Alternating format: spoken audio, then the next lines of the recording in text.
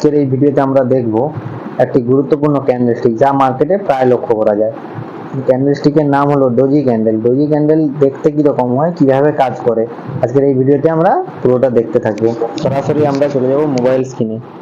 Doji candle দেখতে ঠিক এই রকম, যার বডির অংশ খুব ছোট এবং শ্যাডো বা উইক দেখতে খুব বড়।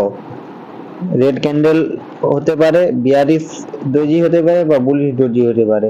ডোজি ক্যান্ডেল দেখতে মনে রাখতে হবে বডির অংশ ছোট হবে এবং শ্যাডো বা উইক বড় হবে।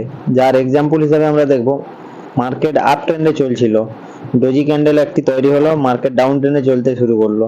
এইভাবে ডোজি ক্যান্ডেল মার্কেটে কাজ করে।